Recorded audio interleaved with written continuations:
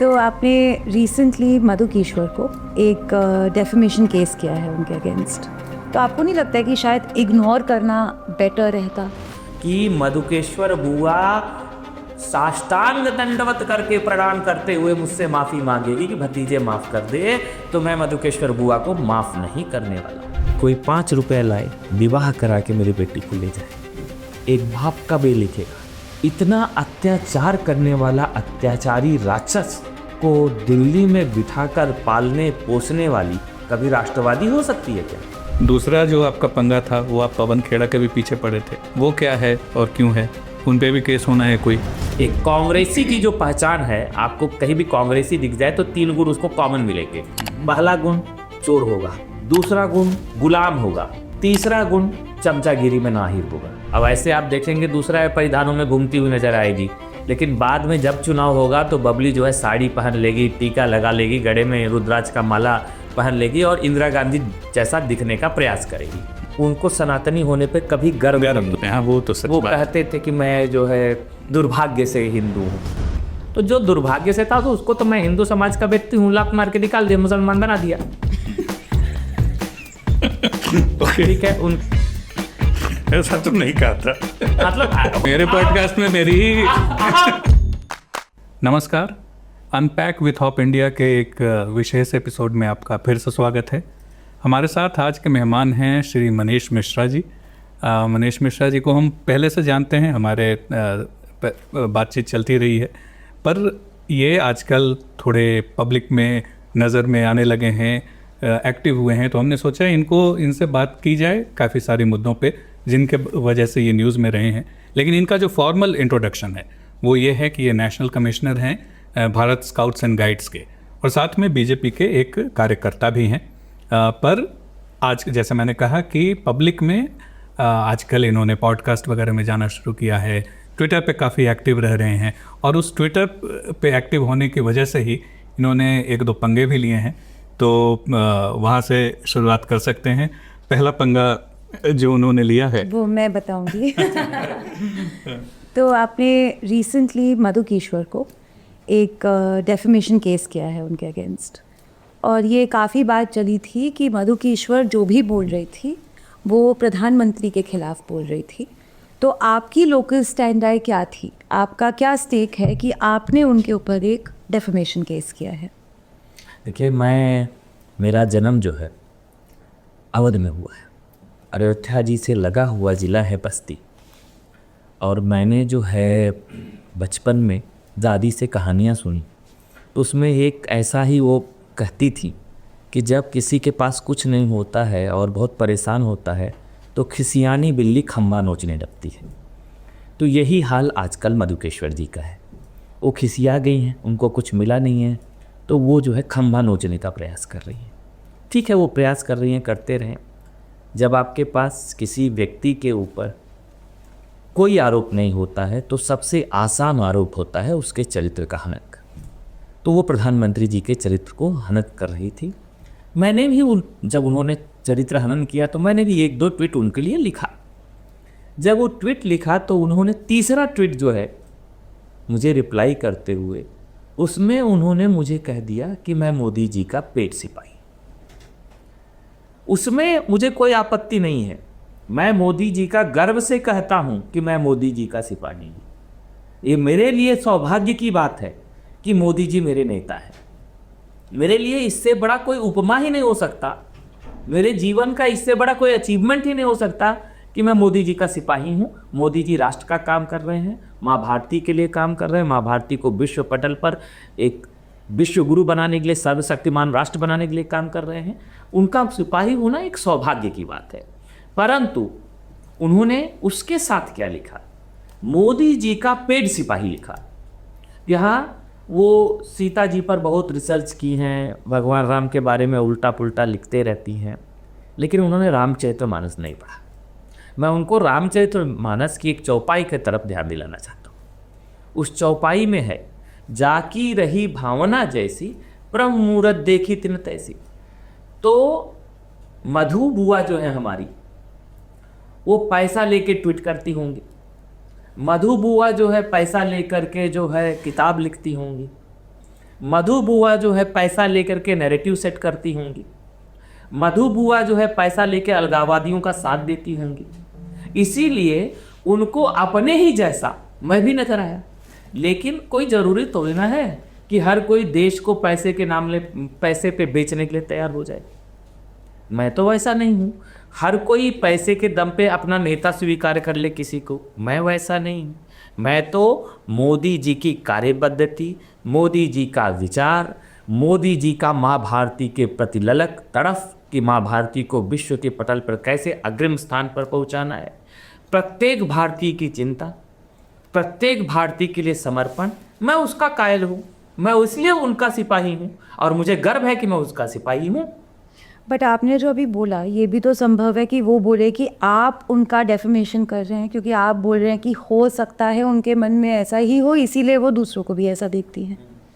नहीं, वो डिफॉर्मेशन मैंने इसलिए किया कि भाई आप जो है एक बहुत आसान हो गया है हर व्यक्ति के ऊपर दो आरोप लगाना, एक तो चरित्र का आरोप लगाना और दूसरा पैसे का आरोप लगाना। वो अब मैं उनसे कोर्ट में पूछूंगा कि मधु बुआ आप मुझे बताओ कि प्रधानमंत्री जी ने मुझे पैसा दिया ट्वीट करने के लिए या प्रधानमंत्री जी के कार्यालय ने मुझे पैसा दिया ट्वीट करने के लिए, आपका सोर्स ऑफ इंफॉर्मेशन क्या है कि जिससे आपने मुझे पेट सिपाही बना दिया। मैं एक व्यापार करने वाला व्यक्ति हूँ, मैं राष्ट्रीय स्वयंसेवक संघ से जुड़ा हुआ व्यक्ति हूँ, मैं विद्यार्थी परिषद में काम किया, मैं भारतीय जनता पार्टी का कार्यकर्ता हूँ और मैं किसी के विचारधारा से प्रभावित हो करके उसका समर्थक होने वाला व्यक्ति हूँ। मैं तो पैसा लेकर के समर्थन देने वाला व्यक्ति नहीं हूँ। मैं ये कह रहा हूँ, मैं उनको भी नहीं कह रहा हूँ कि उन्होंने पैसा लेकर के, लेकिन उनकी भावना जैसी है, क्योंकि क्या है चोर को सब चोर नजर आते हैं तो वो चोरी करती होंगी। मैं ये भी नहीं कह रहा हूँ चोरी कर रही हैं या चोर हैं, चोरी करती होंगी, हो सकता है क्योंकि उन्होंने मुझे ऐसा कहा तो इसलिए मैं भी उनको कह रहा हूँ। लेकिन वो मेरे ऊपर डिफॉर्मेशन नहीं कर सकती हैं, इसलिए नहीं कर सकती हैं क्योंकि मेरे संस्कार ऐसे हैं। मैं उनको बुआ कह रहा हूँ, मैं उनसे रिश्ता जोड़ रहा हूँ, मैं उनको बुआ कह रहा हूँ। बुआ जो है एक जो है, जब आप जीवन में कुछ पाने की बड़ी लालसा होती है और वो मिल नहीं पाता है तो फ्रस्ट्रेशन की चरम पे पहुंच जाते हैं। फिर क्या है, जितना मैं अपनी बुआ को जानता हूँ, समझता हूँ, वो बुआ आध्यात्मिक नहीं है। अगर आध्यात्मिक होती, राम और कृष्ण में विश्वास होता तो वो शायद ये हरकत नहीं करती। तो जब व्यक्ति बहुत फ्रस्ट्रेटेड होता है तो धर्म के मार्ग पर चलता है, धर्म से राह लेता है, धर्म से मार्गदर्शन प्राप्त करता है कि मैं कैसे संयमित रहूं। और धर्म जो है, धर्म का जो पहला लक्षण है वही धैर्य है। तो बुआ धैर्य खो दी। बुआ जो है धैर्य खो करके प्रधानमंत्री जी पर और कोई आरोप लगा नहीं सकती थी। जैसे मैं आरोप लगा सकता हूँ कि बुआ के अलगाववादियों से संबंध रहे हैं। मैं ये पूछना चाहता हूँ कि मधुकेश्वर बुआ के अलगाववादियों से क्यों संबंध थे। आप मुझे बताइए नुपुर जी, हम सब इस एक राष्ट्र के अंग हैं, हम सब राष्ट्रवादी हैं। हम इस अंग को कोई, हमारी मातृभूमि को कोई तोड़ने काटने का प्रयास कर रहा हो तो वो आपका दोस्त कैसे हो सकता है, वो आपका भाई कैसे हो सकता है, वो आपका अपना कैसे हो सकता है, जब तक कि आपके मन में खुद ऐसे भावना हो। या तो जो बुआ ने मेरे ऊपर आरोप लगाया कि मैं पेट सिपाही हूँ, तो या तो बुआ के मन में अलगाववाद का अंदर से ही उठ के डीएनए में ही था कि भारत का अलगाव वो करना चाहिए, ये वाला भाव रहा होगा, या तो वो पैसे से लेकर के की होगी। बट आपको नहीं लगता कि देखिए, I have no love lost for Madhukeshwar, specially अभी जो रिसेंटली बातें हुई हैं मुझे बहुत डिस्टेस्टफुल लगती हैं, लेकिन कुछ ऐसी बातें होती है जो शायद इग्नोर करना उनको बेस्ट होता है, क्योंकि जैसे हम उसको एक्नॉलेज करते हैं या डेफर्मेशन करते हैं या कुछ भी करते हैं, उसको एक तरह की लेजिटिमेसी मिल जाती है कि हमने उस व्यक्ति को सीरियस नहीं ले लिया, कि उनके बातों में शायद इतना वज़न था कि वी थॉट इम्पॉर्टेंट इनफ कि हम उनके ऊपर केस करें। तो आपको नहीं लगता है कि शायद इग्नोर करना बेटर रहता, क्योंकि फिर ये आरोप भी लगेगा कि आप एक क्रिटिक, मोदी जी के क्रिटिक के अगेंस्ट केस कर रहे हैं या उनको चुप कराने की कोशिश कर रहे हैं। नहीं नुपुर जी, इसमें मोदी जी का तो कुछ लेना देना ही नहीं है। मैं मोदी जी का समर्थक हूँ, मैं उनका सिपाही हूँ और उन पर मुझे गर्व है। लेकिन मोदी जी अगर उनका नाम ले लेंगे तो बहुत बड़ी हो जाएंगी। मोदी जी ने तो उनको इग्नोरेंस पे ही छोड़ दिया। लेकिन आप ये देखिए कि हर चीज़ का अति सर्वत्र वर्जिते, अति हर चीज़ का वर्जित होता है। वो मैंने देखा कि सोशल मीडिया पे हर एक आदमी को गाली गलौज कर रही हैं, बदतमीजी कर रही हैं। और अगर आप किसी सांड को खुला छोड़ देंगे तो वो तो विनाशी करता जाएगा। और आप इसलिए उसको कुछ मत कहिए कि अरे यार इससे इसका भाव बढ़ जाएगा, ऐसे ये जो है ये क्रिटिक को आप दबा रहे हैं, ये भाव आ जाएगा। तो ऐसा नहीं है। जब अति हो जाता है तो हमारे धर्म में भी कहा है कि जब धर्म की रक्षा, अधर्म बहुत ज़्यादा बढ़ जाए तो आपको धर्म की रक्षा करने के लिए खड़ा होना चाहिए। इनका जुबान इतना बढ़ा गया है कि ये हर आदमी से उल्टा पुल्टा गलत बोलना, गलत लिखना शुरू कर देती हैं। तो कभी ना कभी कोई ना कोई तो उनको रोकेगा। ठीक है, मैं प्रधानमंत्री जी के कारण उनके ऊपर मुकदमा नहीं किया। मैंने मुकदमा उनके ऊपर इसलिए किया है क्योंकि मैं एक स्वाभिमानी ब्राह्मण हूँ, मैं एक स्वाभिमानी भारतीय हूँ, मैं एक स्वाभिमानी स्वयं सेवक हूँ। और जब मेरे स्वाभिमान को कोई पैसे से खरीदने की बात करेगा तो मेरे स्वाभिमान को ठेस पहुंचेगा कि नहीं पहुंचेगा।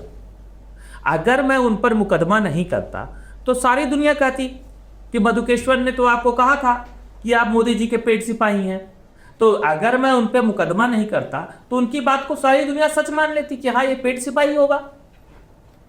और उससे मेरे मुकदमा भरने से दो चीज़ें हुई। एक कि मैं अपना पक्ष रखूँगा न्यायालय के सामने, न्यायालय को उचित लगेगा तो उनको दंड मिलेगा। और मैं आज आपके पॉडकास्ट में कह के जाने वाला हूँ कि मधुकेश्वर बुआ साष्टांग दंडवत करके प्रणाम करते हुए मुझसे माफ़ी मांगेगी कि भतीजे माफ़ कर दे, तो मैं मधुकेश्वर बुआ को माफ़ नहीं करने वाला हूँ।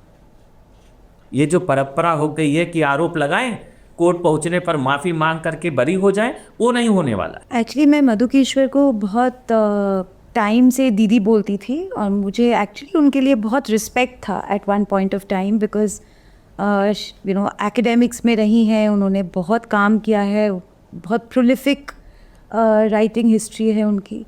बट ये बात पे मैं शायद आपसे अग्री करती हूँ कि एक मर्यादा क्रॉस करना मेरे लिए questions on the character without proof, वो शायद एक मर्यादा है जो किसी को क्रॉस नहीं करनी चाहिए। फॉर एग्ज़ाम्पल रिसेंटली उन्होंने एक दूसरे लेडी जर्नलिस्ट के ऊपर जैसे आरोप लगाए हैं कि अगर उनको तिलमिलाहट हो रही है कि वो मोदी जी के बारे में ऐसा कुछ बोल रही है, प्रधानमंत्री के बारे में, तो शायद वो भी कास्टिंग काउच का शिकार रही होंगी। And as a woman in this profession for the past 10 years मेरे ऊपर भी हर वुमन के ऊपर यू नो कैरेक्टर असैसिनेशन होता है, क्योंकि वो शायद ईजीएस्ट तरीका होता है एक लेडी को चुप कराने का। तो अगर वो दूसरों के ऊपर इस तरह से आरोप लगा सकती है तो शायद उनको ये भी अधिकार नहीं बनता कि वो दूसरों से ये प्रश्न पूछे कि उनके यासीन मलिक के साथ क्या संबंध थे, वो उनको वो क्वेश्चन पूछ रहे हैं। So I think character assassination is a red line that should not be crossed. And unfortunately ऐसा कई लोगों के साथ होता है जिनको आप पहले रिस्पेक्ट करते थे और समहाउ उनके व्यवहार से एक पॉइंट आता है जब रिस्पेक्ट वो खो देते हैं। And I think Madhukeshwar ji is sadly at that point. आपने अभी उनका जो बारे में कहा कि बहुत अच्छा लिखती हैं, बहुत अच्छा करती हैं, महिलाओं के लिए बहुत खड़ी होती हैं।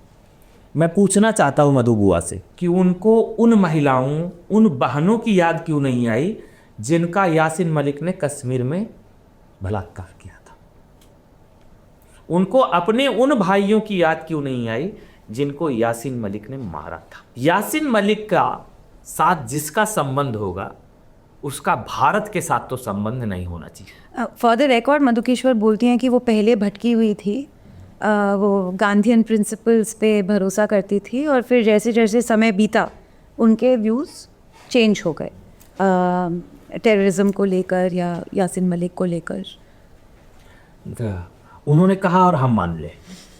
वाह, कितना महान बात है कि वो जो कहेंगी वो तो साक्षात किसी देवी का अवतार लेकर के आ रही हैं कि मधु बुआ ने कहा कि कल तक मैं कम्युनिस्ट थी, मैं भारत तेरे टुकड़े होंगे नारे लगाती थी, और आज से मैं भारत माता की जय जयकार करने लग जाऊंगी, अब मैं भारतीय हूँ, राष्ट्रवादी हूँ। अरे 100 चीज़ें खा के बिल्ली हज को चली हैं?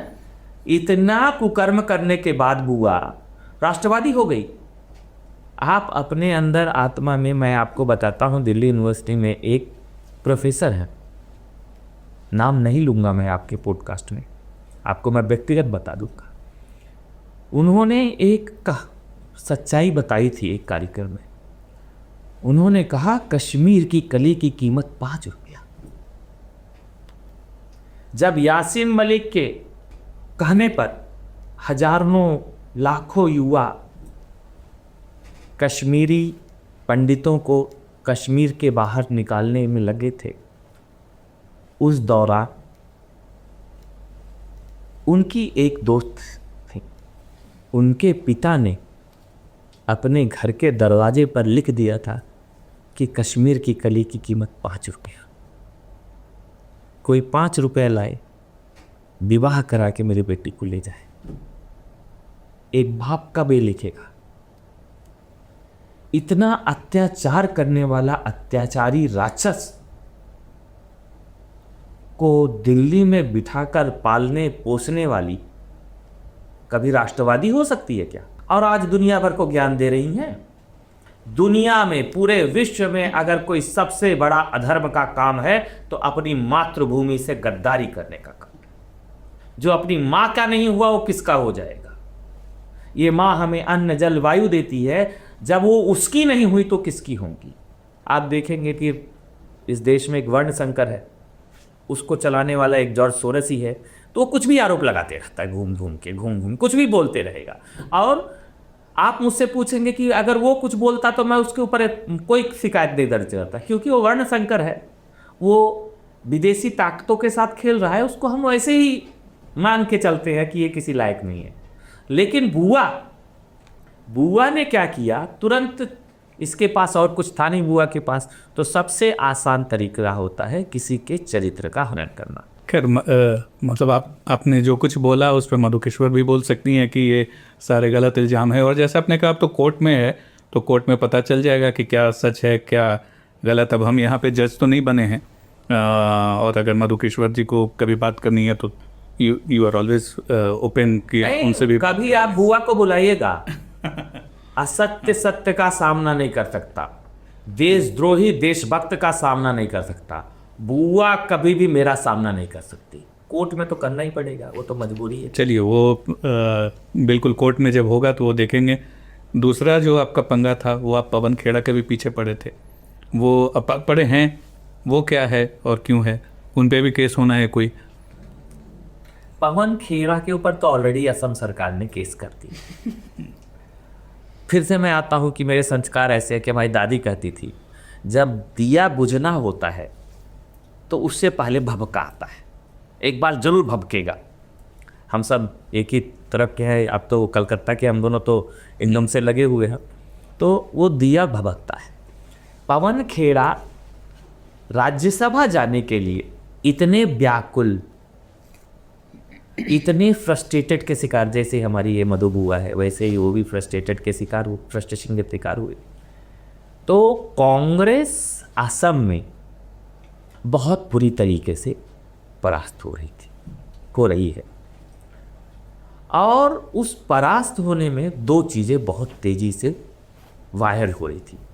पहला चीज़ वायरल हो रहा था कि गौरव गोगोई के पाकिस्तान से संबंध है।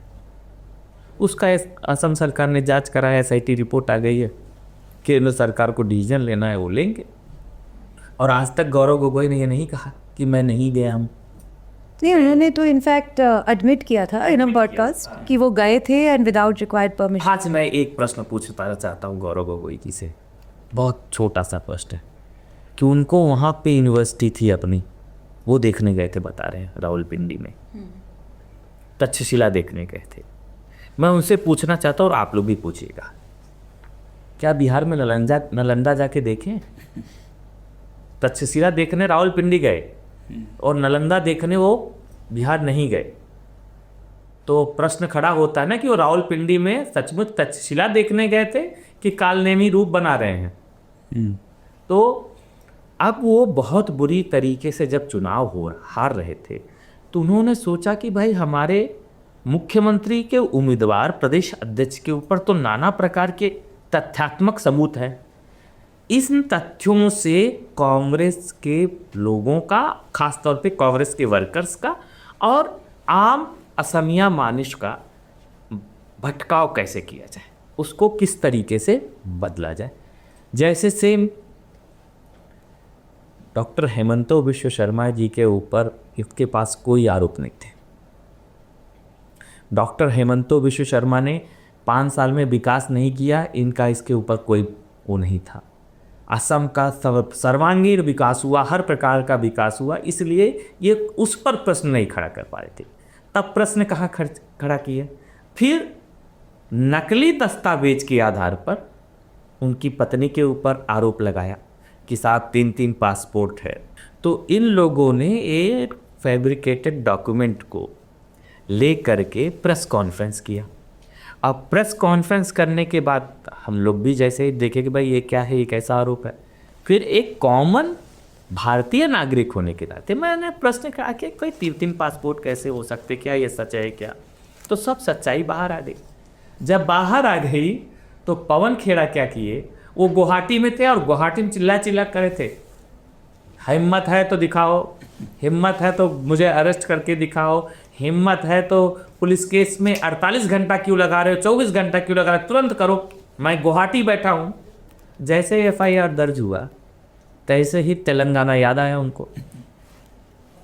अब मैं भी आपको बता रहा हूँ, अगर पवन खेड़ा जी तक बात पहुँचे तो पवन खेड़ा जी के जल बोर्ड के कांड को लेकर के बहुत जल्दी प्रेस कॉन्फ्रेंस करूँगा। अच्छा, लेकिन मेरे जो डॉक्यूमेंट होंगे, मैं इसलिए इतने थोड़ा समय ले रहा हूँ। शीला दीक्षित सरकार के या किस वक्त की? शीला दीक्षित जी के सरकार के टाइम पे शीला दीक्षित जी ने बहुत सारे विकासात्मक काम दिल्ली में जब किए थे, तो उस विकास की गंगा में ये जो खेड़ा है पवन पेड़ा, इसने बहुत सारे कांड किए हुए। अच्छा, वो सारे कांडों को लेकर के 5 दिन 10 दिन में मैं विथ डॉक्यूमेंट के साथ अच्छा, प्रेस कॉन्फ्रेंस करूंगा कि खेड़ा बाबू फिर वहीं आ जाते हैं कि चोर को सब चोर नजर आता है, तो कांग्रेसी जन्मजात चोर होते हैं। एक कांग्रेसी की जो पहचान है, आपको कहीं भी कांग्रेसी दिख जाए तो 3 गुण उसको कॉमन मिलेंगे। पहला गुण चोर होगा, दूसरा गुण गुलाम होगा, तीसरा गुण चमचागिरी में माहिर होगा। ये 3 गुण देखते ही आप समझ जाइएगा कि ये तो कांग्रेसी है। और वो कांग्रेस, जिस कांग्रेस का भारत की स्वतंत्रता समर में बहुत बड़ा योगदान रहा, उस कांग्रेस का आज ही हाल देखिए। एक्चुअली एक स्वतंत्रता की लड़ाई और लड़ने की जरूरत है कांग्रेस को, गांधी परिवार के खिलाफ, दोनों वर्ण संकरों के खिलाफ। दूसरा कौन है? अच्छा, दोनों भाई बहन? दोनों भाई बहन। बच्ची एक्चुअली बंटी बबली तो ये है, यहाँ भी खेड़ा से गलती हो गई। बंटी बबली को लेकर के मैं 5 साल से ट्वीट करता हूँ कि एक बंटी है एक बबली है, दोनों की क्वालिटी क्या है। जहाँ जहाँ चुनाव आएगा बबली जो है, अब ऐसे आप देखेंगे दूसरा परिधानों में घूमती हुई नजर आएगी, लेकिन बाद में जब चुनाव होगा तो बबली जो है साड़ी पहन लेगी, टीका लगा लेगी, गले में रुद्राक्ष का माला पहन लेगी और इंदिरा गांधी जैसा दिखने का प्रयास करेगी। अब बंटी की तो बात ही छोड़ दीजिए। जो लोग खुद बेल पे है, बंटी खुद बेल पे है और चिल्लाता क्या है कि मैं सरकार बनते ही हेमंतो विश्व शर्मा को जेल में डाल दूंगा। अरे बाबा, पहले खुद बेल है, पहले खुद बेल पे से तू प्रॉपर एकदम से बेल से मुक्त हो जा, उस मुकदमे से मुक्त हो जाओ। कल ही डॉक्टर हेमंतो विश्व शर्मा जी ने कहा कि मैं अपना पासपोर्ट, अपनी पत्नी पासपोर्ट दिखाऊंगा। राहुल गांधी दिखाएंगे क्या अपना पासपोर्ट? राहुल गांधी क्या ये प्रूव कर सकते हो कि भारतीय नागरिक है? उनके ऊपर तो प्रश्न बहुत सारे चल ही रहे हैं। आपने जब राहुल गांधी को लेके और प्रियंका के लिए भी जो वर्णशंकर शब्द यूज़ किया उसके वहाँ से मैं एक्चुअली एक बात उठाना चाहता हूँ कि कुछ लोग आपको कह सकते हैं कि ये तो जातिवादी मानसिकता आप दिखा रहे हो, वर्णशंकर को इस तरह यूज़ क्यों कर रहे हो, ब्राह्मण अपने अपने आप को पहले बोला प्राउड ब्राह्मण है आप, और साथ ही मतलब आयरॉनिक या ट्रेजिडी ये है कि आपका हाल फिलहाल में एक पॉडकास्ट था, उसमें फिर आपने यूजीसी पे कुछ कहा था, तब आपको एंटी अपर कास्ट उसमें काफ़ी कुछ कहा गया। तो क्या है आप प्राउड ब्राह्मण हैं ये पहले तो वर्णशंकर आपने किस कॉन्टेक्स्ट में बोला, क्या आप वर्ण व्यवस्था या इन सब चीज़ों को मतलब उसमें आपका कोई अगर पक्ष हो, और जो यूजीसी में आपके पीछे कई लोग पड़े थे कि आपने यही चीज़ सोरोस वगैरह वाली बात आई थिंक उस पॉडकास्ट में भी बोली थी, तो काफ़ी नेगेटिव कमेंट्स आए थे आप। मैं आपको एक बात बताता हूँ, पहले तो वर्णशंकर बता देता हूँ, जो हर एक नागरिक को पता होना चाहिए वर्णशंकर है क्या। ठीक है। खास तौर पे सनातनी। आप महाभारत पढ़िए, महाभारत में एक जगह आता है कि साहब जब अधर्म की पराकाष्ठा हो जाती है तो क्या होता है, तो जब अधर्म की पराकाष्ठा होती है तो उस कुल में वर्णशंकर पैदा होते हैं, और पूरे विश्व में वर्णशंकर का इससे बढ़िया उदाहरण नहीं मिल सकता। पर आम समझ में लोगों को ये लगता है कि कोई भी इंटरकास्ट मैरिज से पैदा हुआ नहीं नहीं नहीं, नहीं वो नहीं, नहीं। उसको वर्णशंकर का अर्थ है 4 अधर्मियों का रक्त जब मिलेगा, अच्छा, तब एक वर्णशंकर पैदा होता है। तो आपको इंटरकास्ट मैरिज से आप उसको नहीं जाने, बिल्कुल नहीं। ये जो है, अब आप देखिए राहुल गांधी जी की मम्मी की जात का धर्म क्या है? क्रिश्चियन ही है। हाँ। राहुल गांधी जी के दादा का धर्म क्या? पारसी। पारसी। उसके बाद जो है राहुल गांधी जी के परदादा, परनाना, वो तो पंडित थे, वो भी कृष्ण चिन्ह है, पंडित थे कि कुछ और थे कि कुछ और थे। चलो आप कह रहे तो पंडित ही मान ले, हम सनातनी मान लेते, जबकि उनको सनातनी होने पे कभी गर्व नहीं। हाँ, वो तो सच वो बात। कहते थे कि मैं जो है दुर्भाग्य से हिंदू हूँ, तो जो दुर्भाग्य से था तो उसको तो मैं हिंदू समाज का व्यक्ति हूँ, लात मार के निकाल दिया, मुसलमान बना दिया।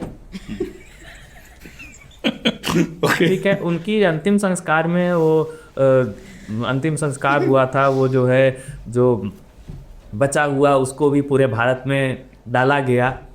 तो लेकिन अगर मुझे एक गलती सुधारने का मौका मिले तो जो व्यक्ति मेरे धर्म को कहे कि मैं दुर्भाग्य से उस धर्म में जन्म लिया हूँ, तो मेरा पहला धर्म है कि उसकी दुर्भाग्य को भाग्य में बदल दे।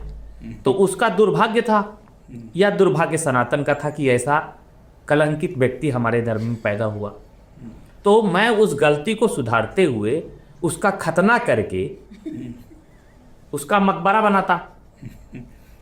ओके, ठीक है। तो ये इस प्रकार से कई धर्मों का मिला हुआ मिश्रित जो बीज है उसको आप उसका, मैं नहीं कहता, धर्म कह रहा है। ओके, धर्म कह रहा है कि वो वर्णशंकर है। तो बंटी और बबली दोनों वर्णशंकर हैं। अब वर्णशंकरों ने क्या किया, जो जिसका डीएनए ही वर्णशंकर वाला रहेगा उसको ना मातृभूमि से मतलब है ना धर्म से मतलब है। कभी आप देखे होंगे सावरकर जी ने कहा था, क्या दूरदृष्टि थी, कहा था अरे एक दिन देखना ये कांग्रेसी अपने कुर्ते के ऊपर जनेऊ पहन के आएंगे। आप देखे होंगे जब राजीव गांधी जी का अंतिम संस्कार हो रहा था तो ये जो वर्णशंकर था वो जनेऊ कुर्ते के ऊपर पहना था। एक घटना। दूसरी घटना, केदारनाथ जी गया, वहां अपना गोत्र बताया, दत्तात्रेय गोत्र का मैं कौल ब्राह्मण हूं। अच्छा, अब आप देखिए बबली और बंटी कितने खतरनाक खिलाड़ी हैं। उधर जाके कहता है मैं कौल ब्राह्मण गोत्र का ब्राह्मण व्यक्ति हूं, और इधर जो है उसकी बहन कहती है, हरियाणा की कुछ महिलाओं को बुलाती है कि चूंकि हम लोग जो है कश्मीर के ब्राह्मण हैं इसलिए हम लोग लहसुन प्याज नहीं खाते हैं।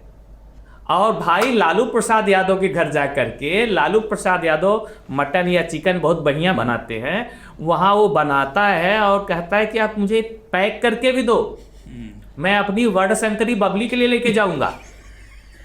ऐसा तो नहीं कहा था। मतलब वर्ड शंकरी नहीं कहा ना, वो तो मैं कह रहा हूँ। लेकिन अब वो तो कहा था मैं प्रियंका के लिए लेके जाऊंगा, लेकिन प्रियंका तो वास्तविकता में तो बबली है, यूजीसी पे ही सोरस।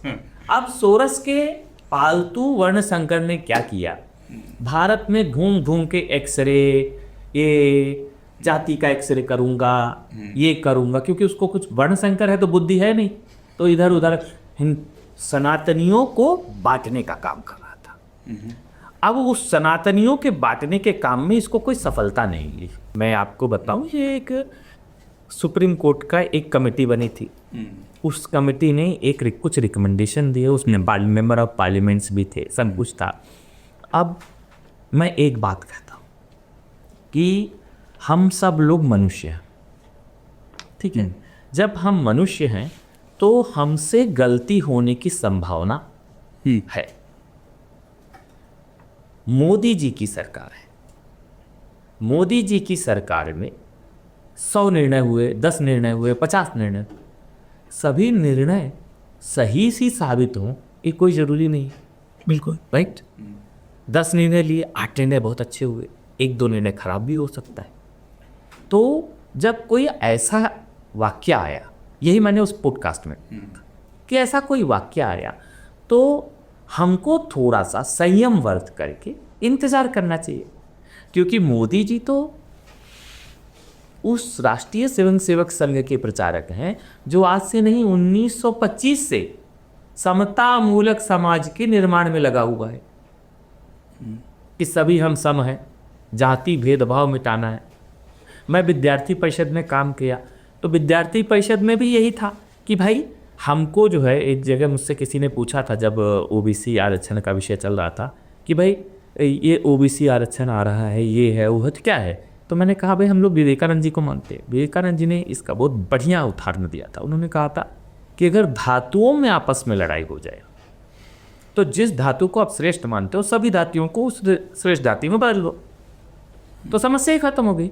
उसी प्रकार से अगर जाति को लेकर के समस्या आ रही है कि भाई बहुत समस्या है, ये है, तो हमको आपस में ना बंटते हुए हम सब सनातनी बन जाए, हम सब सनातनी बन जाए, हम सब क्षत्रिय बन जाए, हम सब ब्राह्मण बन जाए, हम सब वैश्य बन जाए, या हम सब जो है सर्विस क्लास बन जाए, यही हो सकता है। तो जो यूजीसी पर एक मैं ये मानता हूं कि कुछ ऐसा आया जिसको समझने की आवश्यकता थी कि एक्चुअली सरकार का रुख क्या है।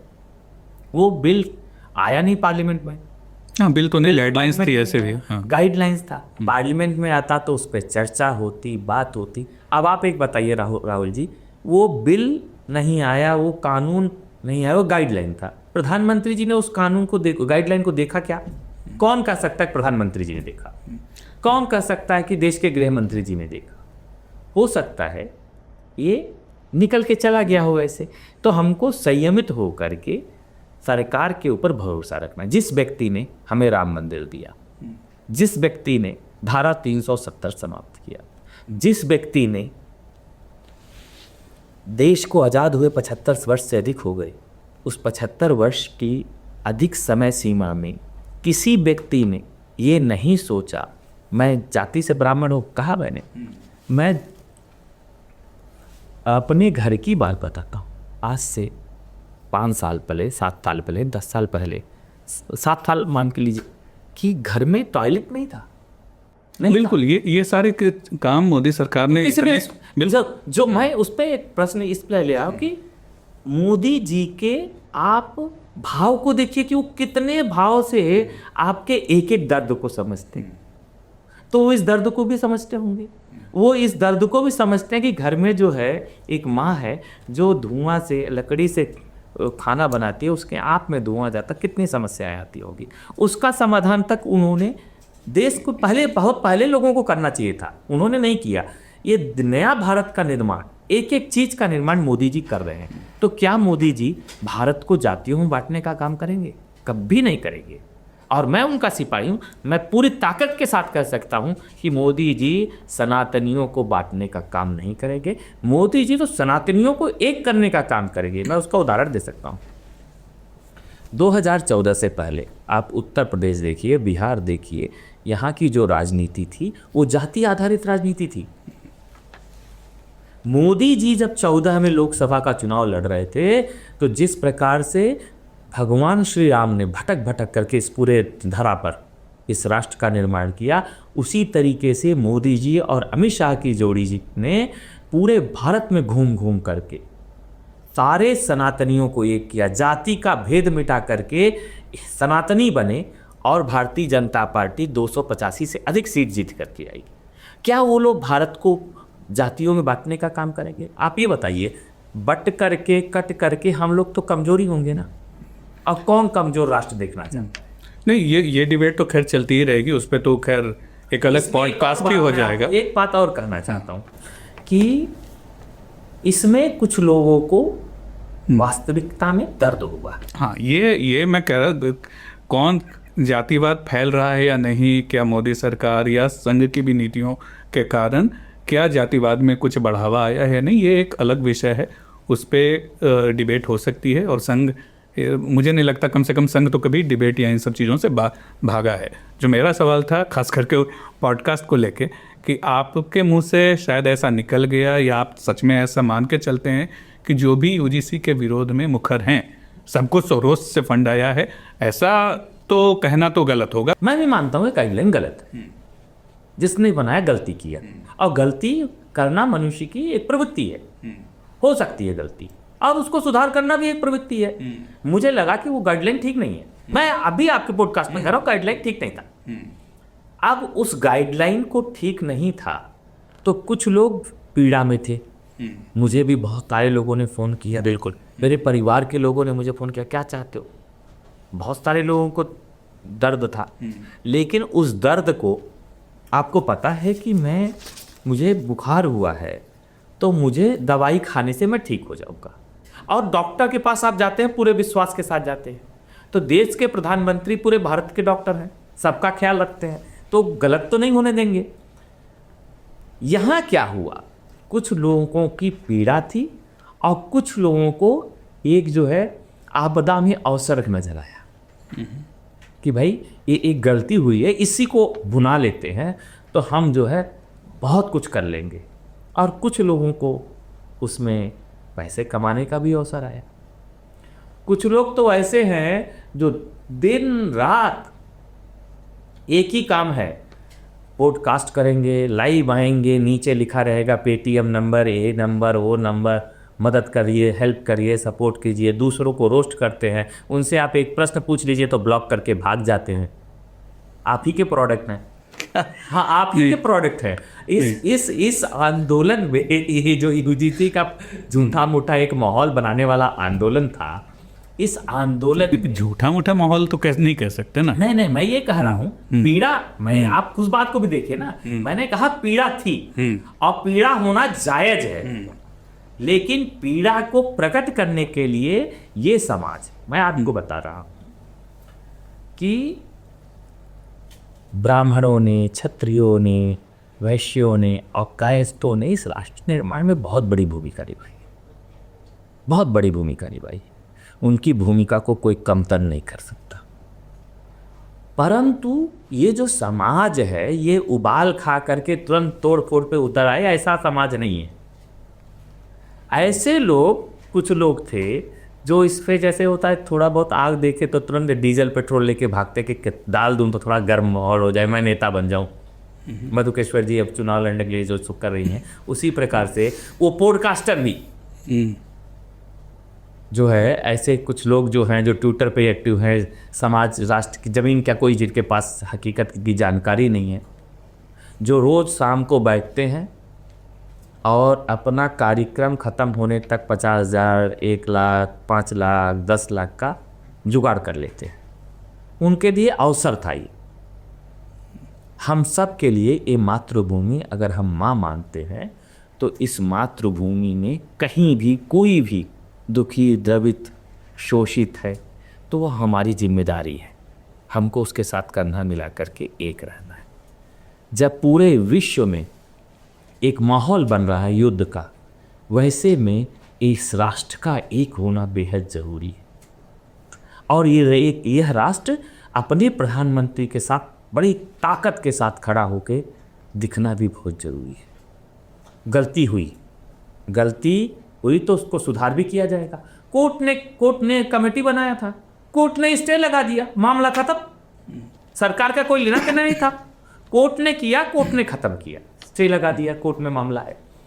लेकिन कुछ लोग उसी को मौसर बनाए और दिन रात विष वमन करते रहना। उनको अपने नागरिक अधिकार का कोई कीमत नहीं है।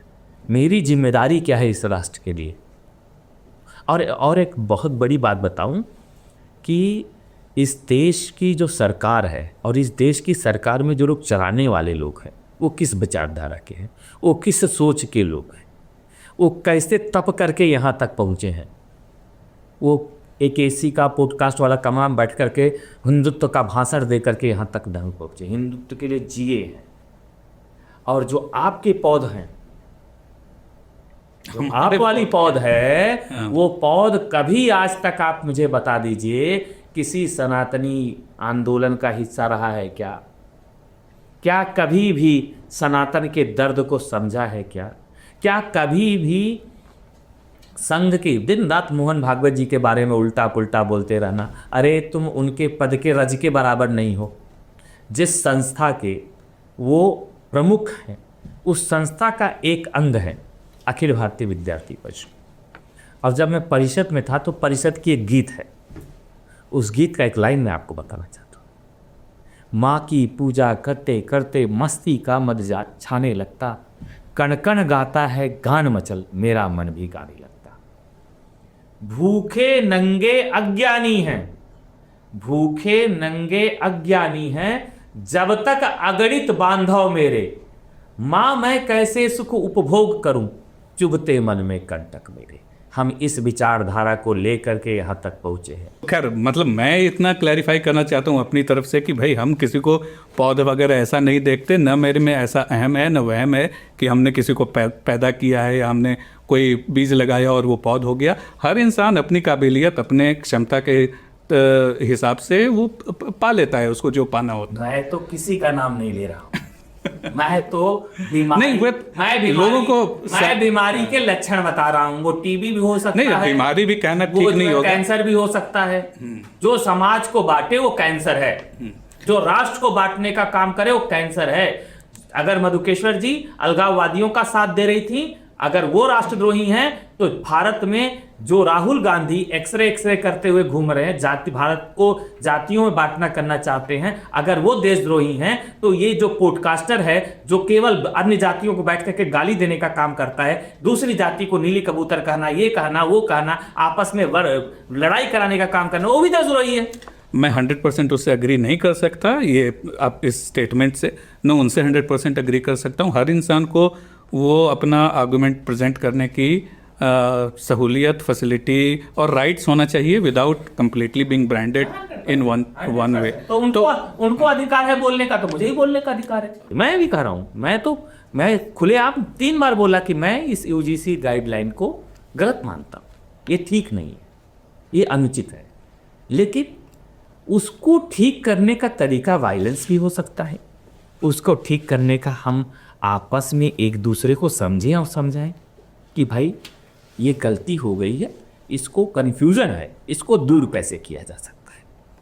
आप उसके लिए जो है लोगों को भड़काने का काम ना करके आप ये कह सकते थे कि भाई देखो, मैं भी इस समाज का अंग हूँ, मैं भी पढ़ा लिखा व्यक्ति हूँ, मैं भी कई लोगों के संपर्क में हूँ, राहुल जी के संपर्क में, राहुल जी के संपर्क मतलब सरकार के संपर्क में। अरे ये क्या कुछ आप तो मतलब इन्फॉर्मेशन है कि नहीं? मेरे पॉडकास्ट में मेरी ही आप राहुल जी इसको माने चाहे ना माने, आपके ग्रुप को कांग्रेस क्या कहती है, राष्ट्रवादी कहती है कि नहीं कहती है? हाँ, वो तो राइट विंगर कहती है। उनके हिसाब से तो हम बीजेपी ऑफिस से ही ऑपरेट करते हैं। हाँ। और बीजेपी की ही सरकार है देश में। तो मैं भी कह रहा हूँ, उनके आरोपों को कह रहा हूँ, भाई पत्रकार के सब जगह संपर्क होते हैं, सबसे मिलना जुलना, सरकार से भी 4 राय आती है, 4 राय आप भी देते होंगे। तो वो पॉडकास्टर सीधे राहुल जी को फोन करता और अपनी चिंता व्यक्त करता पर सबके काम करने के, एक्सप्रेस करने के तरीके अलग अलग हो सकते हैं। सबसे एक ही तरीके अपेक्षा करना भी देश ठीक नहीं। सब चल रहा हो राहुल जी, तो उसमें पानी डाला जाता है, घी नहीं डाला जाता। देश पर किसी को उस समय की परिस्थितियों को आप देखिए, उस समय की परिस्थितियों को आप देखिए।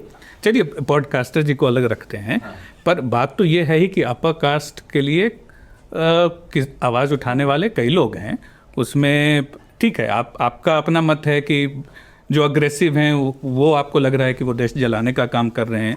वहाँ मेरी थोड़ी अलग हो सकती है कि अगर दुख है, वो एक मीम भी है कि दुख हुआ है बोलने दो। तो एक्सप्रेस करने के लिए तो हर किसी को मैं यूं कह दूं कि वो देश में आग लगा रहा है, उससे I am not comfortable with. लेकिन जो सवाल था मेरा कि अब जैसे आपने भी कहा कि ब्राह्मण है, अब एक सेक्शन है अपर कास्ट में जिसमें अब ऐसा लगने लगा है कि हमारी तो बात कहीं सुनी ही नहीं जा रही है।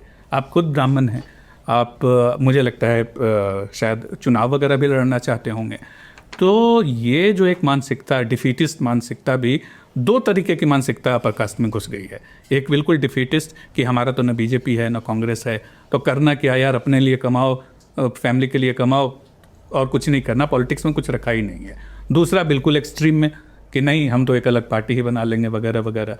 तो ये दोनों जो मानसिकता है डिफीटिस्ट वाले से मैं आपसे पहला सवाल करना चाहूँगा, और शायद वही सवाल एक रहेगा कि चूँकि आप पॉलिटिक्स में भी हैं और एक ब्राह्मण हैं, तो आप ऐसे जो मानसिकता रखे हैं या ऐसे जिनमें भावना आ गई है कि अपर कास्ट के लिए तो कुछ बचा ही नहीं है, और पीड़ा के वजह से ऐसी भावना तो उनको क्या कहेंगे?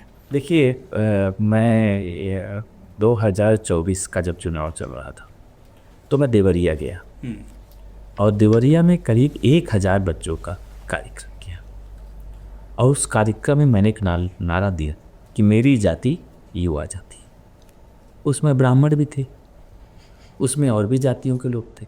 सब ने, किसी ने ये नहीं कहा नहीं नहीं नहीं मेरी जाति ब्राह्मण है, नहीं नहीं मेरी जाति दलित है, नहीं नहीं मेरी जाति वैश्य है, किसी ने नहीं कहा। सब ने एक सुर में कहा कि मेरी जाति युवा जाति।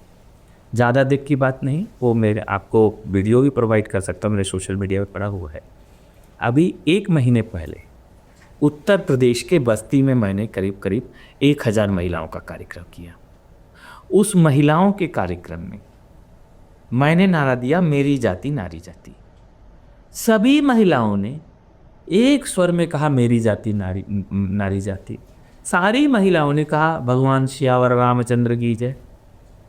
तो जो प्रधानमंत्री जी ने, आप यही अंतर कर लीजिए, जिस प्रधानमंत्री ने ये नारा दिया हो कि हमारी केवल 4 जाति है, नारी, युवा, किसान, गरीब, यही 4 जाति थी, इसी आधार पे हम भारत में काम करना चाहिए। जो व्यक्ति ने ये आपको राह दिखाया हो, वो तो फिर आपस में लड़ाने का काम नहीं करेंगे। नहीं, मैं मोदी जी की तो बात कर ही नहीं रहा, मैं उसी यूजीसी से जोड़ रहा हूँ। नहीं, यूजीसी भी अभी थोड़े, क्योंकि कहीं से कहीं उधर बात चली जाती है, तो मैं तो जनरल जो पॉलिटिकल माहौल है, क्योंकि उसमें आप जाति को इग्नोर कर नहीं सकते, तो मैं एज ए ब्राह्मण पॉलिटिशियन या बडिंग पॉलिटिशियन, अपकमिंग पॉलिटिशियन जो बोल लूँ आपको, उस हिसाब से मैं आपसे पूछ रहा हूँ। मैं आपको कह रहा हूँ, मैंने एक अपने जीवन में मंत्र लिया है, उस मंत्र का नाम है राजनीति का अध्यात्म की। तो आज आप देखेंगे, आप किसी से पूछेंगे कि नेता, तो ये आजकल का जो युवा वर्ग है वो नेता से को हे दृष्टि से देखता है। बिल्कुल, वो सोचता है ये नेता है तो अपना स्वार्थ सिद्ध करने में लगा हुआ है, इसको वोट चाहिए, ये बेईमानी करता है, भ्रष्टाचारी है, लोगों को आपस में लड़ाने का काम करता है, ऐसा भाव आ दिल। जबकि ऐसा नहीं था। नेता, अगर नेता शब्द खराब होता तो हम सुभाष चंद्र बोस जी को नेता की उपाधि नहीं देते। निश्चित तौर पर कांग्रेस के शासनकाल में नेताओं का चाल चलन चरित्र में इतना गिरावट आ गया कि आज का युवा वर्ग नेता को अच्छे भाव से निकले। तो मैंने एक अपना निकाला कि भाई हमको समाज राष्ट्र को बदलना है, कमियां आ गई हैं तो उसको सुधार करना है। तो वो कैसे हो सकता है? हमें फिर से उस नेता शब्द को पवित्रता के भाव में लाना है। तो वो कैसे होगा? जब मैं प्रत्येक मनुष्य में अपना देखूंगा। जैसे मैंने कहा, राजनीति मेरे लिए आध्यात्म है, राजनीति मेरे लिए ईश्वर को प्राप्त करने का एक साधन है। तो जब मैं उस भाव से काम करूँगा तो निश्चित तौर पर जब मैं ऐसा पहल और प्रयास करूँगा तो समाज में, मैं ब्राह्मण हूँ या मैं वैश्य हूँ उसका, या मैं दलित समाज से आता हूँ, उसका कोई स्थान नहीं रह जाएगा। आप अपने कर्म से पहचाने जाएंगे कि नहीं ये समाज के लिए अच्छा काम करने वाला है। ये उदाहरण के लिए मैं बस्ती में काम कर रहा हूँ, तो मैं बस्ती में क्या किया, अभी हाल ही में मैंने जो है वहाँ पे राम जी का पेड़ा बनाना शुरू किया। अब पवन खेड़ा वाला तो बाद में लाइएगा, वो भी पेड़ा बनेगा ही बनेगा, लेकिन राम जी का पेड़ा बना। और मैंने तय किया कि मेरा ज़िला एकदम से भगवान राम की जो जन्मस्थली उससे सटा हुआ ज़िला है, तो मैं यहाँ क्या कर सकता हूँ, बहुत गरीब ज़िला है, मैं यहाँ क्या कर सकता हूँ। तो मैंने वहाँ किया राम आधारित अर्थव्यवस्था खड़ा करना। तो राम आधारित अर्थव्यवस्था कैसे कि भाई दुनिया भर के लोग आते हैं और दुनिया भर के लोगों के मन में ऐसी आकांक्षा है कि मैं अपने राम लला को कुछ अर्पित करूं। तो लोग राम जी को क्या अर्पित करते हैं, पेड़ा अर्पित करते हैं, तुलसी माला अर्पित करते हैं, फूल अर्पित करते हैं, यही सब अर्पित करते हैं। तो मेरा जिला लगा हुआ है, मैं ऐसे 100 समूह तैयार करूंगा जो राम जी का पेड़ा बनाएंगे। और राम, जिससे राहुल जी की बेटी का जन्मदिन है, तो राहुल जी के मन में आया कि आज मुझे राम लला जी को 1 किलो पेड़ा चढ़ाना है।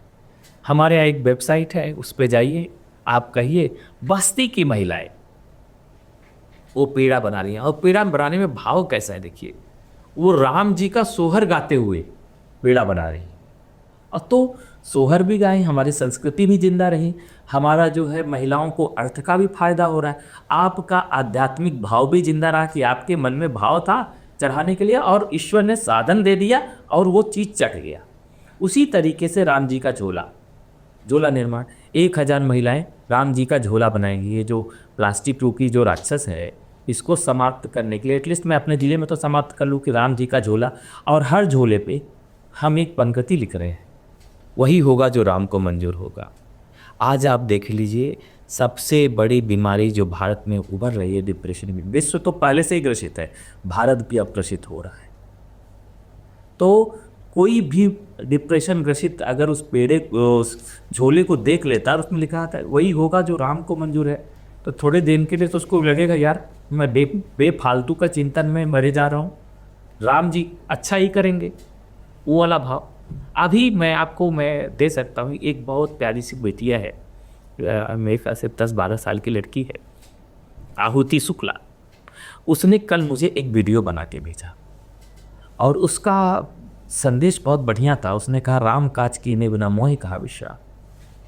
तो उसने कहा कि हमारे चाचा जो मनीष चाचा है, उन्होंने एक नया काम शुरू करने का तय किया है कि 25 मई को वो बस्ती में 2100 महिलाओं को इकट्ठा करके राम जी का सोहर गाते हुए गिनीज वर्ल्ड रिकॉर्ड बनाएंगे।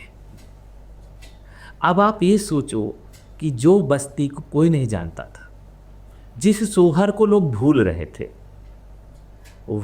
हो सकता है कि नूपुर जी बंगाल में रही हैं तो वो संस्कृति से नहीं जुड़ी हुई हूँ, लेकिन आप और मैं, हम दोनों लोग उस संस्कृति से जुड़े हुए हैं कि आप पूर्वांचल से लेकर के बिहार के आखिरी बॉर्डर तक जाएंगे, किसी के घर में बच्चा पैदा होता है तो उस मोहल्ले की 7-8-10 महिलाएं इकट्ठा होकर के उस घर में जाकर के सोहर गाती। ये एक हमारे जीवन का एक अंग था, बहुत इम्पोर्टेंट, जो धीरे धीरे करके युवा वर्ग और नई पीढ़ी के लोग भूलते जा रहे हैं। उसको कैसे संरक्षित करना, कैसे, अब जैसे हम ये करेंगे तो एटलीस्ट चाहे 10 लोगों को पता चले कि राम सोहर होता है क्या, ये क्या होता है सोहर, पढ़ेगा, जानेगा और उसके अंदर भी भाव जागृत होगा। तो जब भी आप समाज में कुछ अच्छा करेंगे, जब भी आप समाज को साथ लेकर के चलेंगे और समाज के लिए हितकारक, जैसे बस्ती के लिए अच्छा होगा तो वो उत्तर प्रदेश के लिए अच्छा हो गया, उत्तर प्रदेश के लिए अच्छा होगा तो देश के लिए अच्छा हो गया। तो ये जो टमकन थ्योरी है कि मैं जहाँ भी वहाँ अच्छा करूँ तो पूरे देश का विकास होगा, पूरे देश का अच्छा हो रहा है, तो उस थ्योरी से जब भी आप काम करेंगे, अच्छे भाव से काम करेंगे, जाति शून्य हो जाएगी। आपको मैं 14 का ही उदाहरण दे रहा हूँ। 14 के चुनाव में किसी ने जाति पाति नहीं देखा था, सबने देखा कि कांग्रेस सनातन को ख़त्म कर रही है, कांग्रेस इस राष्ट्र को ख़त्म कर रही है, कांग्रेस एक भ्रष्टाचारी पार्टी है, कांग्रेस हमारे हितों के साथ खड़ी नहीं होने वाली पार्टी है। इसलिए उनको धर्म की स्थापना के लिए एक धर्मध्वज वाहक मोदी जी नजर आए और मोदी जी को सत्ता में लाने के लिए जाति पाति से ऊपर उठ करके समाज ने कूद दिया। उसी मार्ग पे चलते हुए अगर हम समाज का अच्छा काम करते हैं तो मैं ब्राह्मण हूँ या किसी जाति का हूँ, वो लोगों के लिए मायने नहीं रहता। मैं आपको बता रहा हूँ, मेरे कभी बस्ती आइए, मेरे 5000 बहनें हैं। वो 5000 की बहनें कोई नहीं जानता कि ये मेरा भाई ब्राह्मण है या मैं एक किस जाति की है। अभी मैं एक कार्यक्रम में गया, मैंने अपने बहनों को बोला था मेरे लिए कुछ बना के लाना, तो लोगों को लगता है दिल्ली ही है, थोड़ा लाइमलाइट वाले व्यक्ति होंगे, तो इनके लिए मैं कुछ बना के लेके जाऊंगी, पता नहीं पसंद आएगा कि नहीं पसंद आएगा। मैंने एक बहन के हाथ का खाना खाया, वो रोटी और सब्जी लाई थी, आलू और परवल का सब्जी था, मैंने खाया और उस समय उस बहन के चेहरे पर जो भाव था वो मेरे जीवन की पूंजी है कि मैं लाई बना करके और मेरे भाई ने खा लिया। तो वहाँ तो जाति व्यवस्था है ही नहीं ना, मुझे तो पता भी नहीं है कि वो मेरी बहन किस जाति की है। मैं तो ये जानता हूँ उस बहन की जाति नारी जाति है। तो जब भी एक पंक्ति है, पहल करें हम ही चलो, पहल करें हम ही चलो, लाएं कुछ बतलाओ, बिना किए उपचार के कब भरता है घाव। तो जो भी सामाजिक घाव है उसको ख़त्म करने के लिए हमें प्रयास करना पड़ेगा। और आपको और हमको ये जानना है कि कोई भी नहीं चाहता कि भारत का उदय हो, भारत आगे बढ़े। हमारे अड़ोसी पड़ोसी विश्व षड्यंत्र कर रहा है। ऐसे में जाति पाति से जब तक ऊपर उठे नहीं उठेगा भारत, तब तक भारत का विकास नहीं। बहुत सारी विदेशी ताकतें भारत के लोकतांत्रिक मूल्यों की हत्या करना चाहती हैं, और वो हत्या कब होगा? जब नेता शब्द अपवित्र हो जाएगा। तो नेता शब्द को पवित्रता की तरफ मोड़ना, लोग लोकतंत्र में विश्वास रखें, इसलिए मैं राजनीति के आध्यात्मिकीकरण के ऊपर जोर दे रहा हूँ। और मेरा ये एक प्रयोग है, बस्ती में मैं कर रहा हूँ, सफल हो गया तो 2-4 लोग इसको, मैं आपको बताऊँ, मैं आज से 20 साल पहले प्रदोष व्रत करने लगा। तो प्रदोष व्रत करता हूँ तो मैं उसको सोशल मीडिया पे डालता हूँ। तो मेरे बहुत सारे साथियों ने मुझसे कहा कि ये आप जो फोटो डालते हैं ठीक नहीं है, इससे जो है समाज भी लोग सोचता है कि ये धर्म का दिखावा कर रहा है। तो मैंने कुछ नहीं बोला, मैं खाली हंसा। मौला इसका जवाब मैं आपको 2-3 साल बाद दूंगा। आज से 1 साल पहले वो मेरे घर है, तो मैं बोला कि कल तो मेरा मौन व्रत रहेगा, मैं प्रदोष का व्रत करता हूँ, को पता ही है। अब मैं उसमें मौन व्रत भी रहने लगा। तो बोले रे आपने अच्छा कर लिया, बता दिया, मेरा भी कल प्रदोष है। तो बोला आप कब से? अरे नहीं है, तुम्हारा भक्ति भाव देख करके मैं भी प्रदोष करने लगा है। आज मैं राहुल जी आपको गारंटी के साथ कह सकता हूँ कि मेरे प्रदोष को देख देख करके कम से कम हजारों लोग प्रदोष रहना लगे, प्रदोष व्रत क्या होता है वो जानने लगे और वो करने लगे। आप कहेंगे ना पूरा लिस्ट दूंगा, करने लगे। अभी मैं यहाँ आपके पास आ रहा था तो एक मुझे फेसबुक पे मैसेज आया कि भैया मैं 4 साल का था तब से सावरकर जी को पढ़ना, सावरकर जी का मैं फ़ैन, और मैं आपको इसलिए फॉलो करता हूँ कि आप सावरकर जी का बड़ा भाव से उनके विचारों पर चलने का प्रयास करते हैं। आपने एक किताब भी लिखी है। मैंने किताब लिखी है, पद्मज्योति सावरकर। और मैं सोच रहा था कि काफ़ी एक हमारे आपके ही जो है दूरदर्शन के एक वरिष्ठ पत्रकार हैं, उनका घर का घेराव, उनके कार्यालय का घेराव जो है नकली बब्बर शेरों ने किया। अब नकली बब्बर शेर तो समझ ही गए होंगे कौन लोग हैं, तो नकली बब्बर शेरों ने किया।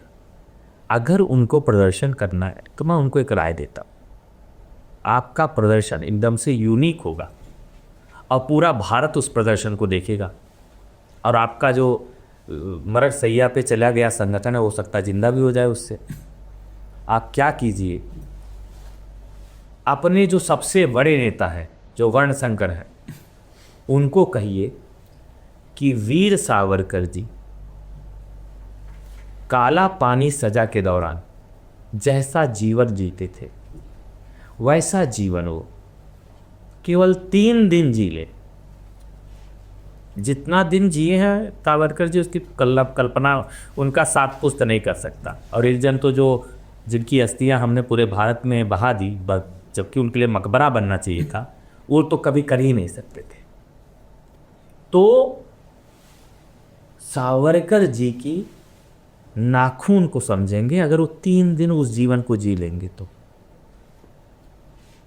काला पानी में जैसा सावरकर जी ने जीवन जिया, वैसा ही जीवन वर्णशंकर राहुल गांधी 3 दिन कर ले तो मैं उनका फैन बन जाऊंगा।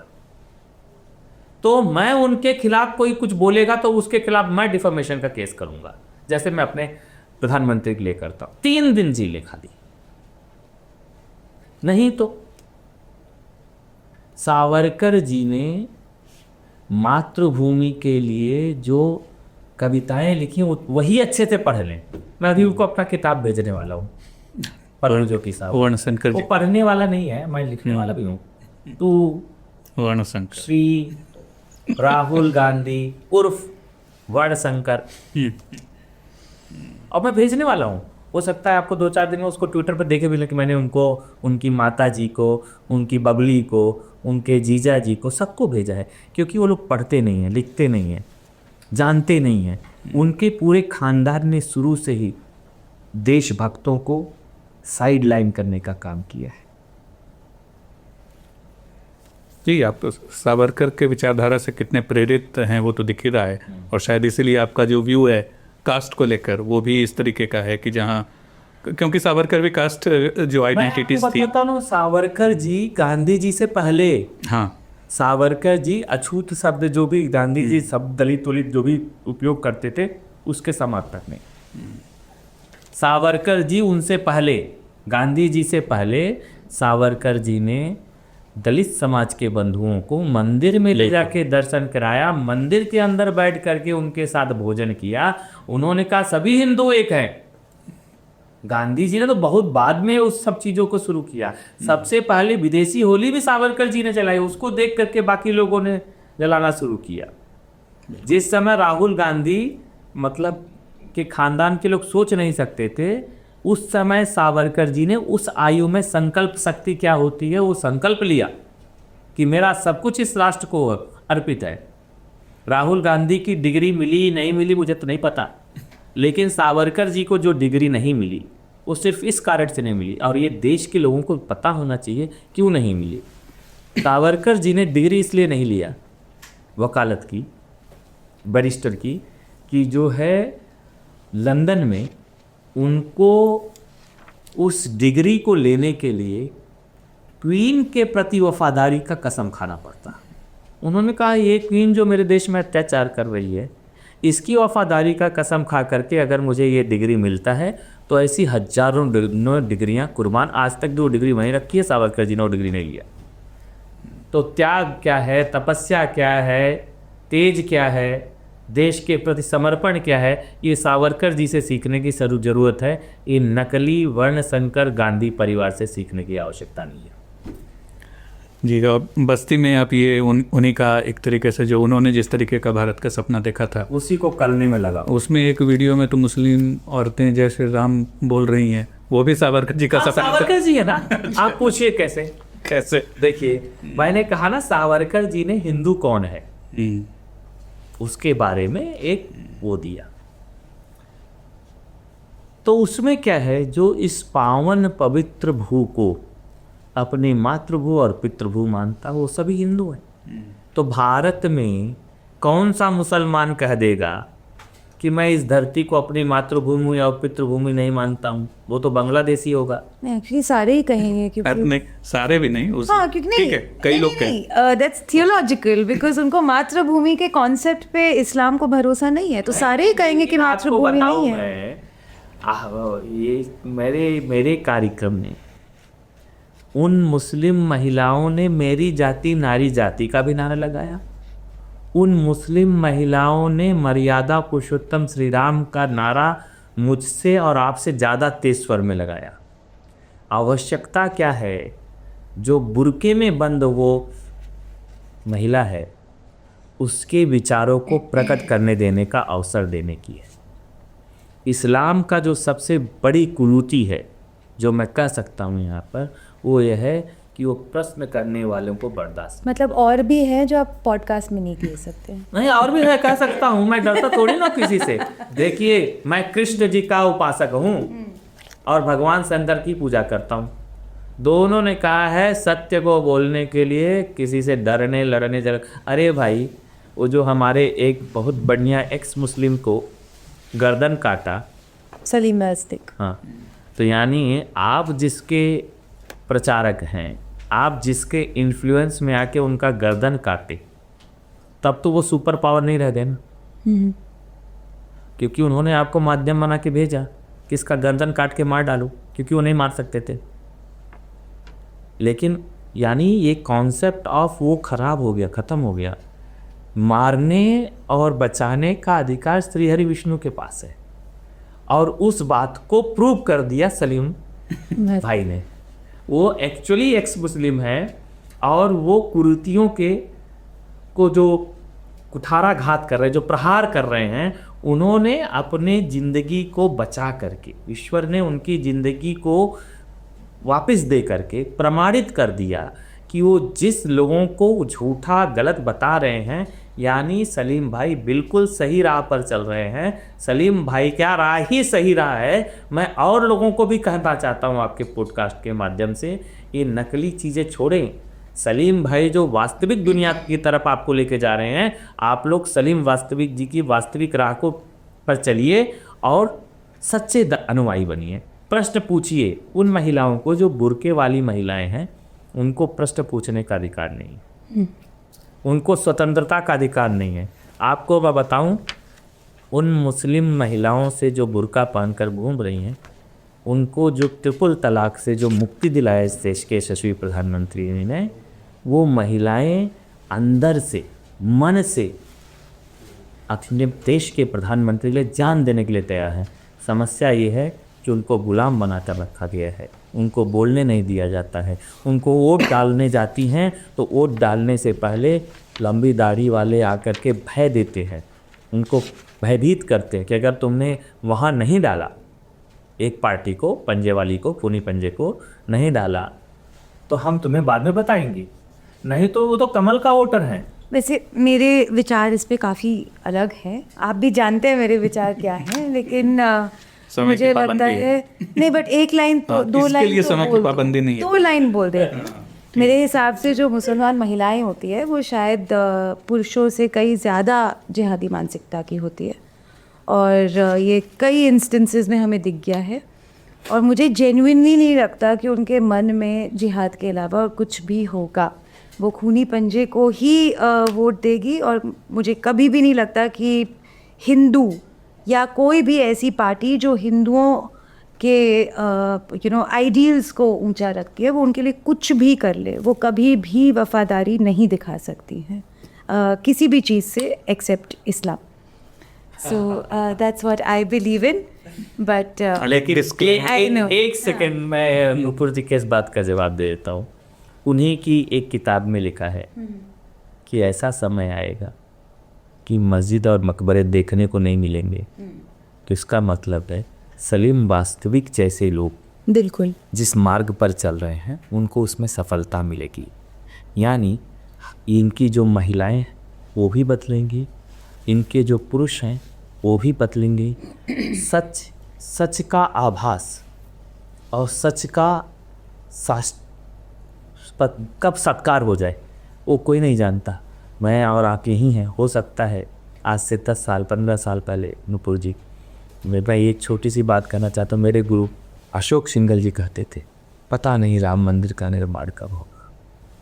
उनके साथी थे बैकुंठ लाल शर्मा, वो कहते थे, बुलबुलों ये तुम्हारा चमन लुट गया, चहचहाने बताओ कहाँ जाओगे।